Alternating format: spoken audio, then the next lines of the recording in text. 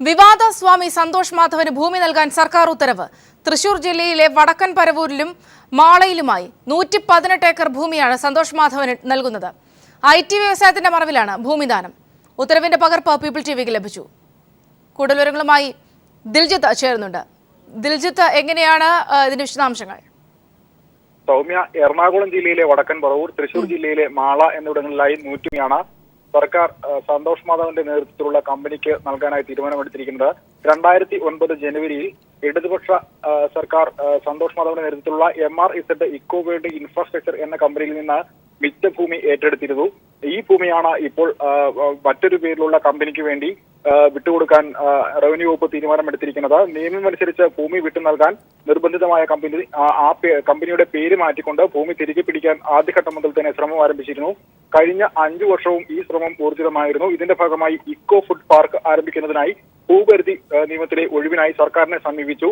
കമ്പനിയുടേത് പൊതു താല്പര്യമല്ലെന്നും real estate ബിസിനസ്സാണ് കമ്പനിയുടെ ലക്ഷ്യമെന്നും തൃശൂർ, എറണാകുളം ജില്ലാ സമിതികൾ സംസ്ഥാന സർക്കാരിന് റിപ്പോർട്ട് സമർപ്പിച്ചിരുന്നു.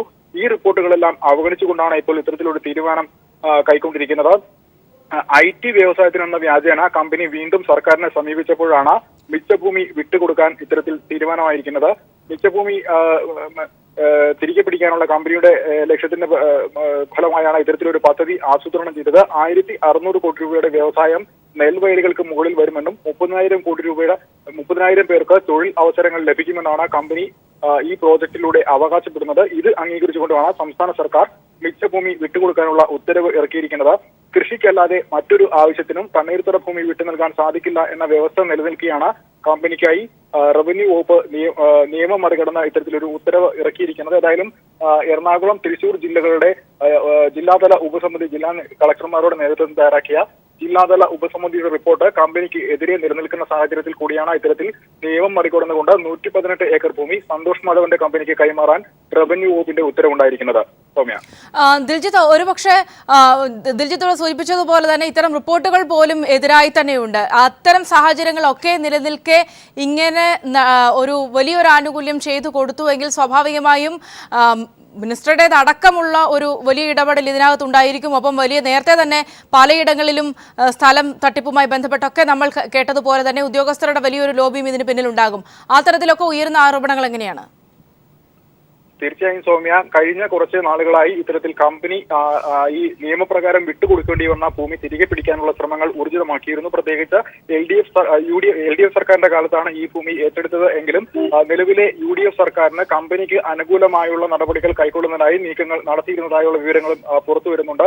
അതിന്റെ ഭാഗമായാണ് ഇത്തരത്തിൽ കമ്പനി പേര് മാറ്റുകയും LDF സർക്കാരിന്റെ കാലത്ത് ഏറ്റെടുത്തിരുന്ന കമ്പനി, അതായത് സന്തോഷ് മാധവന്റെ MRZ ഇക്കോ വേൾഡ് ഇൻഫ്രാസ്ട്രക്ചർ എന്ന പേരിലായിരുന്നു കമ്പനി രജിസ്റ്റർ ചെയ്തിരുന്നത്. ഈ കമ്പനിയിൽ നിന്നാണ് മിച്ചഭൂമി ഭൂപരിഷ്കരണ പ്രകാരം അധിക ഭൂമിയായി കമ്പനി കൈവശം വെച്ചിരുന്ന ഭൂമിയിൽ നിന്ന് 118 ഏക്കർ ഭൂമി എറണാകുളം, തൃശൂർ ജില്ലകളിൽ നിന്നായി വ്യാപകമായി ഏറ്റെടുത്തത്. 118 ഏക്കർ ഭൂമി തിരികെ പിടിക്കുന്നതിനായി സർക്കാരിന്റെ കൂടി ഒത്താശയോടെ വീണ്ടും മറ്റൊരു പേരിൽ കമ്പനി രജിസ്റ്റർ ചെയ്തുകൊണ്ടാണ് പുതിയ പേരിൽ കമ്പനി രജിസ്റ്റർ ചെയ്തുകൊണ്ടാണ് സന്തോഷ് മാധവൻ ഭൂമി തിരികെ പിടിക്കാനായുള്ള നീക്കങ്ങൾ ആരംഭിച്ചത്.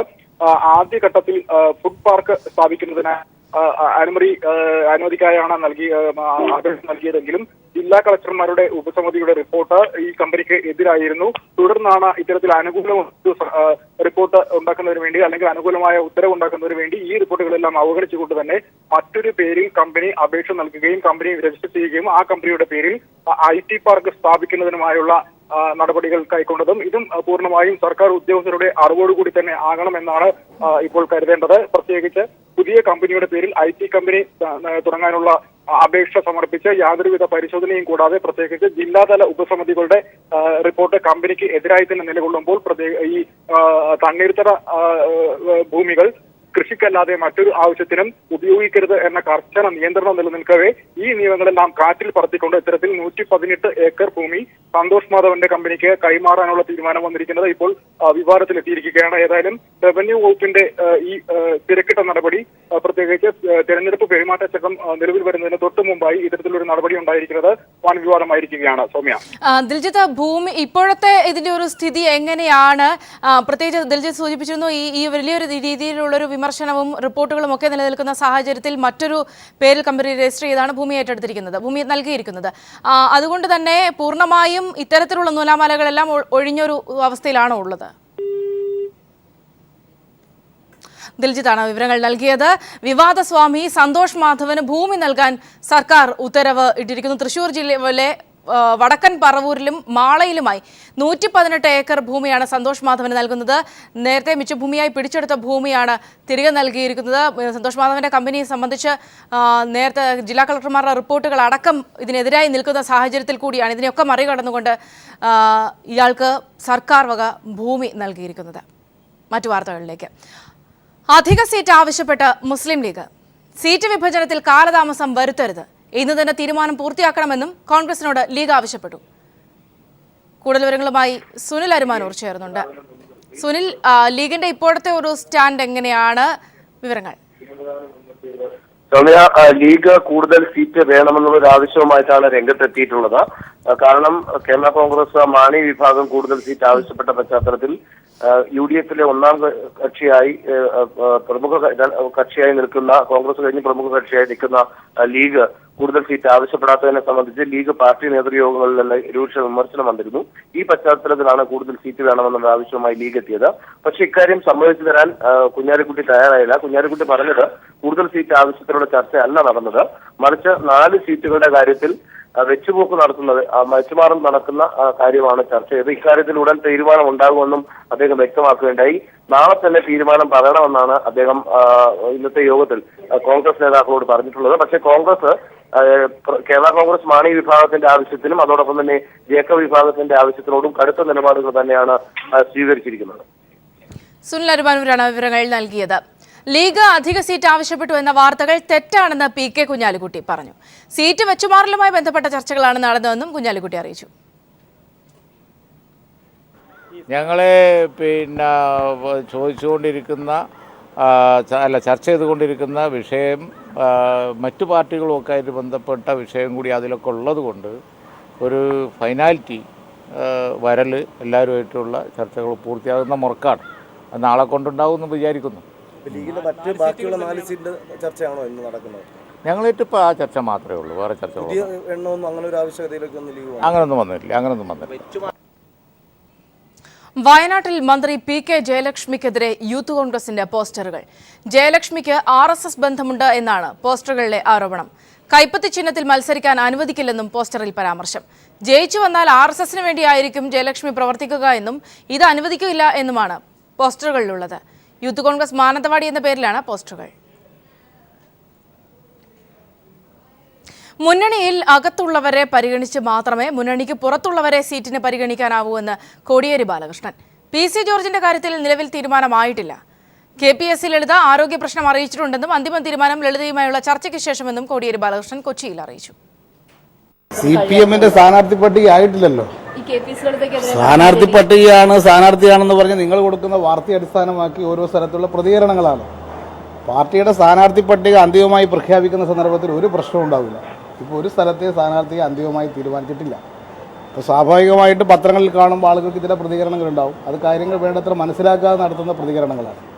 പാർട്ടി തലത്തിലുള്ളവരല്ല ആ പ്രതിഷേധം പ്രകടിപ്പിക്കുന്നത്. പാർട്ടിയുടെ തീരുമാനങ്ങൾ എന്താണ്, എങ്ങനെയാണ് പാർട്ടിയുടെ സ്ഥാനാർത്ഥിയെ തീരുമാനിക്കുന്നത് തുടങ്ങിയ കാര്യങ്ങൾ അറിയാത്ത ചിലരാണ് ഈ പ്രതികരണങ്ങൾ നടത്തുന്നത്. കോൺഗ്രസ് പോലെയല്ല CPM. എല്ലാവരും ഇലക്ഷനിൽ മത്സരിക്കുക. BJPയും കോൺഗ്രസിൻ്റെ സമീപനമല്ല ഞങ്ങൾക്കുള്ളത്. നേതൃതലത്തിലുള്ള കുറച്ച് സഖാക്കൾ മാത്രമേ മത്സരിക്കുള്ളൂ, ഭൂരിപക്ഷ സഖാക്കൾ മത്സരിക്കില്ല. PC ജോർജ് ഇടതുപക്ഷ ജനാധിപത്യ മുന്നണിയിലെ ഘടകകക്ഷിയല്ല. ഇപ്പോൾ ഇടതുപക്ഷ ജനാധിപത്യ മുന്നണിയിലെ ഘടകകക്ഷികളുടെ സീറ്റ് വിഭജന ചർച്ച തന്നെ പൂർത്തീകരിച്ച് കഴിഞ്ഞിട്ടില്ല. ഇടതുപക്ഷ മുന്നണിക്ക് പിന്തുണ കൊടുക്കുന്ന 11 കക്ഷികളുണ്ട്. ആ 11 കക്ഷികളിൽ അവർക്ക് എങ്ങനെയൊക്കെയാണ് ഓരോരുത്തർക്കും മുന്നണിയുമായിട്ട് ബന്ധപ്പെടുത്തേണ്ടതെന്നുള്ള കാര്യം ഇടതുപക്ഷ മുന്നണിയാണ് തീരുമാനിക്കേണ്ടത്. അത് സംബന്ധിച്ച് സീറ്റ് കൊടുക്കുക എന്ന് പറയുന്നത് ഏതെങ്കിലും ഒരാൾക്ക് തീരുമാനിക്കാൻ കഴിയുന്നതല്ല, മുന്നണി തീരുമാനിക്കണം. അത് സംബന്ധിച്ചുള്ള നടപടിക്രമങ്ങളൊക്കെ കഴിഞ്ഞാൽ മാത്രമേ ഓരോ കക്ഷികൾക്കും എത്രയാണ് സീറ്റ്, മുന്നണിയെ പിന്തുണക്കുന്നവർക്ക് ആർക്കൊക്കെയാണ് സീറ്റ് എന്നുള്ളതൊക്കെ ആ ഘട്ടത്തിൽ തീരുമാനിക്കേണ്ടതാണ്. ഇപ്പം അത് സംബന്ധിച്ചൊരു തീരുമാനം എടുത്തിട്ടില്ല. തെരഞ്ഞെടുപ്പിൽ മത്സരിക്കരുതെന്ന് ഉമ്മൻചാണ്ടിയുടെ മുഖത്ത് നോക്കി പറയാൻ VM സുധീറിന് ചങ്കുറപ്പില്ലെന്ന് പ്രതിപക്ഷ നേതാവ് VS അച്യുതാനന്ദൻ. അതുകൊണ്ടാണ് TN പ്രതാപനെ ചാരി ഇതിലേക്ക് തന്റെ പേര് വലിച്ചിഴയ്ക്കുന്നത് എന്ന് VS പ്രസ്താവനയിലൂടെ പ്രതികരിച്ചു. താൻ തെരഞ്ഞെടുപ്പിൽ മത്സരിക്കുന്നത് പാർട്ടി തീരുമാനമനുസരിച്ചാണ്. അതിൽ സുധീരനും കൂട്ടരും വല്ലാതെ വേവലാതിപ്പെടേണ്ടതില്ലെന്നും VS മറുപടി നൽകി. ഉമ്മൻചാണ്ടി നടത്തിക്കൊണ്ടിരിക്കുന്ന കൊള്ളയ്ക്കും അഴിമതിക്കുമെതിരെ നിലവിളിച്ച് സായുജ്യമടയാൻ മാത്രമേ സുധീരന് കഴിയൂവെന്നും VS പ്രസ്താവനയിൽ കുറ്റപ്പെടുത്തി. സ്വാതന്ത്ര്യ സമരത്തെ ഒറ്റുകൊടുത്ത RSSകാർ കമ്മ്യൂണിസ്റ്റുകാരെ രാജ്യസ്നേഹം പഠിപ്പിക്കേണ്ടെന്ന് പിണറായി വിജയൻ. ഉമ്മൻചാണ്ടി RSSുമായി അവിശുദ്ധ ബന്ധം ഉണ്ടാക്കുകയാണെന്നും പിണറായി വിജയൻ കണ്ണൂരിൽ AKG അനുസ്മരണത്തിൽ പറഞ്ഞു. ഇവിടെ RSSന് അവകാശപ്പെടാൻ കഴിയുന്ന ചരിത്രം അവരിപ്പോൾ മറച്ചു വെക്കാൻ നോക്കുകയാണ്. ആ ചരിത്രം സ്വാതന്ത്ര്യസമര പ്രസ്ഥാനത്തെ ഒറ്റുകൊടുത്ത ചരിത്രമാണ്. സ്വാതന്ത്ര്യസമരത്തെ തള്ളിപ്പറഞ്ഞ ചരിത്രമാണ്. ആ RSSൽ നിന്ന് രാജ്യസ്നേഹവും ദേശാഭിമാനവും പഠിക്കേണ്ട ഗതികേട് കമ്മ്യൂണിസ്റ്റുകാർക്കില്ല എന്ന് മാത്രമേ അവരോട് ഈ ഘട്ടത്തിൽ പറയാനുള്ളൂ. സംസ്ഥാനത്തെ മുഖ്യ തെരഞ്ഞെടുപ്പ് ഓഫീസറുടെ നിലപാടിനെതിരെ നിയമ നടപടിക്കൊരുങ്ങി സർക്കാർ. ഇക്കാര്യം ചർച്ച ചെയ്യാനായി പ്രത്യേക മന്ത്രിസഭായോഗം 3 മണിക്ക് ചേരും. മുഖ്യ തെരഞ്ഞെടുപ്പ് ഓഫീസറുടെ നടപടിക്കെതിരെ സർക്കാർ കഴിഞ്ഞ ദിവസം കേന്ദ്ര തെരഞ്ഞെടുപ്പ് കമ്മീഷണർക്ക് പരാതി നൽകിയിരുന്നു. കേന്ദ്രത്തിന്റെ നിലപാട് എന്താണെന്ന് അറിഞ്ഞ ശേഷമാകും സംസ്ഥാന സർക്കാർ നിയമ നടപടികളിലേക്ക് കടക്കുക. കൂടാതെ വിവരാവകാശ പരിധിയിൽ നിന്ന് വിജിലൻസിനെ ഒഴിവാക്കിയ വിവാദ ഉത്തരവും ഇന്നത്തെ മന്ത്രിസഭായോഗം ചർച്ച ചെയ്യും.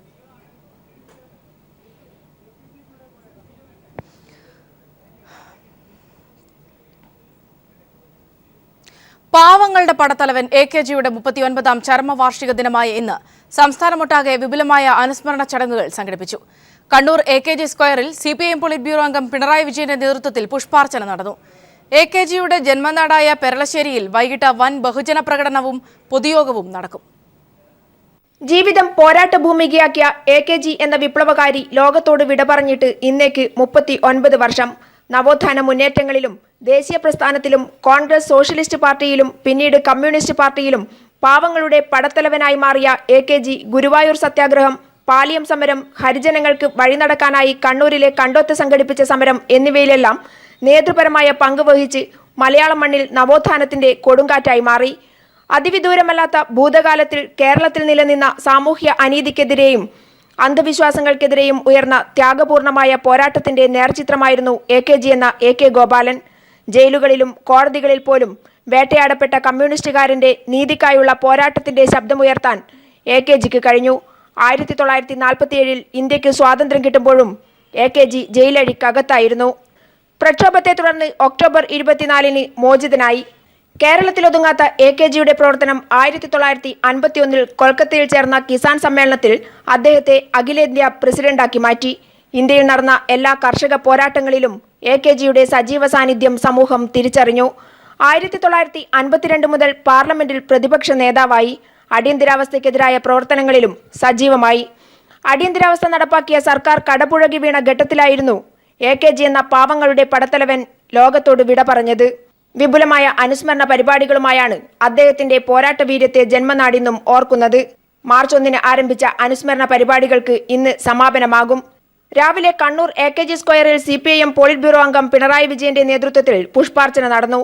സഖാവ് AKG നമ്മുടെ നാട്ടിൽ ബഹുജന പ്രശ്നങ്ങൾ ഉയർത്തിക്കൊണ്ട് പ്രക്ഷോഭങ്ങൾക്കും സമരങ്ങൾക്കും നേതൃത്വം കൊടുത്തുകൊണ്ടാണ് പാവങ്ങളുടെ പടത്തലവൻ എന്ന നാമം പൊതുവിൽ ജനങ്ങളാകെ ഉയർത്തുന്ന നിലയുണ്ടായി. സർക്കാർ സ്വീകരിക്കുന്ന ജനവിരുദ്ധ നടപടികൾ പലതും ഉയർന്നു വരുമ്പോഴും AKGയെക്കുറിച്ച് ഓർക്കാറുണ്ട് എന്നത് ഒരു വസ്തുതയാണ്. വൈകുന്നേരം AKGയുടെ ജന്മനാടായ പെരളശ്ശേരിയിൽ നടക്കുന്ന വളണ്ടിയർ മാർച്ചിലും ബഹുജന പ്രകടനത്തിലും ആയിരങ്ങൾ പങ്കെടുക്കും. വൈകുന്നേരം 5 മണിക്ക് പെരളശ്ശേരിയിൽ നടക്കുന്ന EMS AKG അനുസ്മരണ റാലി CPIM പോളിറ്റ് ബ്യൂറോ അംഗം പിണറായി വിജയൻ ഉദ്ഘാടനം ചെയ്യും. PV Joshila, news bureau, Kannur. AKG ചരമദിനം തിരുവനന്തപുരത്തും വിപുലമായി ആചരിച്ചു. പൊട്ടക്കുഴി AKG പാർക്കിൽ നടന്ന ദിനാചരണത്തിൽ CPIM തിരുവനന്തപുരം ജില്ലാ സെക്രട്ടറി കടകംപള്ളി സുരേന്ദ്രൻ പുഷ്പാർച്ചന നടത്തി. V Sivankutty MLA, TN Seema, M Vijayakumar, പെരപ്പൻകോട് Murali തുടങ്ങിയവർ ചടങ്ങിൽ പങ്കെടുത്തു. ഇന്ത്യൻ കോഫി ഹൌസ് എംപ്ലോയീസ് യൂണിയന്റെ നേതൃത്വത്തിൽ രക്തദാന ക്യാമ്പ് വീൽചെയർ വിതരണം, അന്നദാനം, കിടക്ക വിതരണം എന്നിവയും നടന്നു. ജനറൽ ആശുപത്രിക്ക് മുന്നിൽ നടന്ന പരിപാടി കടകംപള്ളി സുരേന്ദ്രൻ ഉദ്ഘാടനം ചെയ്തു. AKGയും കോഫിയും എന്ന കവിതാ പ്രകാശനത്തോടെയാണ് ചടങ്ങ് ആരംഭിച്ചത്. ജാർഖണ്ഡിൽ 2 പോത്ത് കച്ചവടക്കാരെ കൊന്നു കെട്ടിത്തൂക്കിയ സംഭവത്തെ സമകാലിക ഇന്ത്യൻ സാഹചര്യവുമായി ബന്ധപ്പെടുത്തുന്ന പോസ്റ്റർ സോഷ്യൽ മീഡിയയിൽ വൈറലാകുന്നു. ഇന്ത്യ എന്ന് ഇംഗ്ലീഷിൽ എഴുതുമ്പോൾ വരുന്ന 2 ഐയുടെ സ്ഥാനത്ത് കൊല്ലപ്പെട്ടവർ തൂങ്ങി നിൽക്കുന്നതായി ചിത്രീകരിക്കുന്ന പാലക്കാട് ചാലിശ്ശേരി സ്വദേശി സുമേഷിന്റെ ഫേസ്ബുക്ക് പോസ്റ്റാണ് ശ്രദ്ധ നേടുന്നത്. ജാർഖണ്ഡിൽ 15-കാരൻ ഉൾപ്പെടെ 2 പോത്ത് കച്ചവടക്കാരെ കൊന്നു കെട്ടിത്തൂക്കിയ സംഭവമാണ് ഗ്രാഫിക് ഡിസൈനറായ സുമേഷ് ചാലിശ്ശേരിയുടെ ഫേസ്ബുക്ക് പോസ്റ്റിന് നിമിത്തമായത്. ഇന്ത്യ എന്ന് ഇംഗ്ലീഷിൽ എഴുതുമ്പോൾ വരുന്ന 2 ഐയുടെ സ്ഥാനത്ത് കൊല്ലപ്പെട്ടവർ തൂങ്ങി നിൽക്കുന്നതായി ചിത്രീകരിച്ചാണ് സുമേഷിന്റെ പോസ്റ്റർ. ബാക്കി വരുന്നതാവട്ടെ NDA എന്ന 3 അക്ഷരം. വെള്ളിയാഴ്ച പുലർച്ചെയാണ് ജാർഖണ്ഡിൽ ചന്തയിലേക്ക് പോത്തുകളുമായി പോയ മുഹമ്മദ് മജ്ലൂം, ആസാദ് ഖാൻ എന്നീ കച്ചവടക്കാരെ അടിച്ചുകൊന്ന് മരത്തിൽ കെട്ടിത്തൂക്കിയത്. ഇന്ത്യ ഇത്തരത്തിലാവുന്നതിലുള്ള പ്രതിഷേധം രേഖപ്പെടുത്തുകയായിരുന്നു ലക്ഷ്യമെന്ന് സുമേഷ് വ്യക്തമാക്കി. നമ്മൾ നമ്മളുടെ മനസ്സിലുള്ള കാര്യം നമ്മൾ ചെയ്തു. അത് ആൾക്കാരെ മൊത്തം മനസ്സിലുള്ള ഒരു കാര്യമായിരുന്നു എന്ന് അറിയുമ്പോൾ നമ്മളൊരു സന്തോഷമുണ്ട്. ഇങ്ങനത്തെ ഒരു പ്രതിഷേധത്തിൻ്റെ ശൈലി അതെല്ലാവരും മനസ്സിലുള്ളതുകൊണ്ടാണ് അവരത് ഷെയർ ചെയ്യണത്. നമ്മളിപ്പോൾ ഒരു സാധനം ഇട്ടുണ്ട് വെച്ചാൽ അവരുടെ പ്രൊഫൈൽ പിക്ക് ആക്കണത് എന്താണെന്ന് വിചാരിച്ചിട്ട് അത്ര ഇഷ്ടപ്പെട്ടുകൊണ്ടാണ്. അത് എൻ്റെ ഉറക്കല്ല, അവരുടെ മനസ്സാണ്. കാരണം നമ്മൾ പ്രൊഫൈൽ പിക്ക് ആക്കണ അവരുടെ മുഖമാണല്ലോ. സുമേഷിന്റെ പോസ്റ്റിന് ഇതിനകം ആയിരക്കണക്കിന് ലൈക്കുകളും ഷെയറുകളും ലഭിച്ചു. അനുകൂലിച്ചും എതിർത്തും അഭിപ്രായങ്ങളും വരുന്നുണ്ട്. ജലസംരക്ഷണ സന്ദേശവുമായി ബന്ധപ്പെട്ട് സുമേഷ് വരച്ച വാട്ടർ എന്ന പോസ്റ്റർ അന്താരാഷ്ട്ര ശ്രദ്ധ നേടിയിരുന്നു. ലോഗോ രൂപകൽപ്പനയിൽ പ്രാഗൽഭ്യം തെളിയിച്ച സുമേഷ് തൃത്താല ചാലിശ്ശേരിയിൽ ഗ്രാഫിക് ഡിസൈനറായി ജോലി ചെയ്തു വരികയാണ്. News bureau, Palakkad.